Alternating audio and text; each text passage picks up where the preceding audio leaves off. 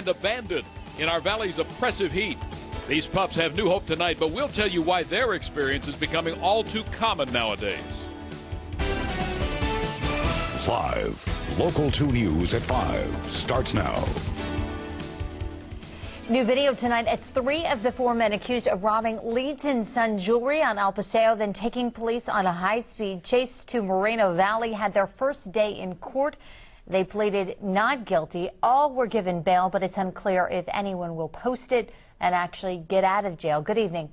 I'm Brooke Berry. I'm Chris Long. Glad you're with us. The teenager also accused in the crime was not in that courtroom today. Now, no one was physically hurt in last Friday's robbery, but that does not mean the people inside the jewelry store were not profoundly affected. In fact, the emotional scars of something that terrifying can last as long, often longer, than physical scars. KPSB Local 2 mobile journalist Arthur Nehru spoke today to a Palm Springs man who understands that all too well.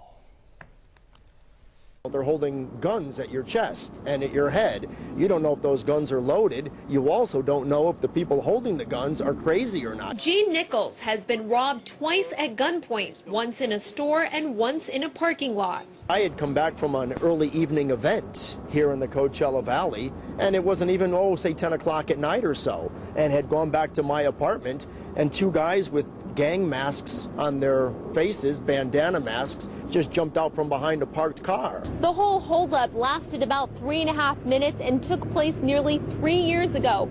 But for Nichols, it still feels as if it happened just yesterday. It's something that I still think about with regularity and often replay the whole scene in my mind. Lupe Perez is a victim's advocate for the Riverside County District Attorney's Office. She says she's seen the emotional and psychological effects following a crime last weeks, months, sometimes a lifetime. We tend to see what we refer to as the post-traumatic stress.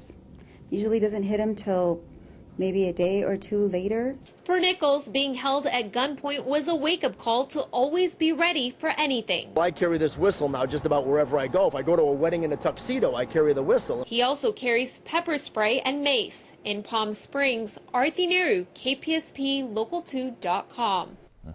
And if you or someone you know has been victimized, you can find information on how to get support at our website, kpsblocal2.com.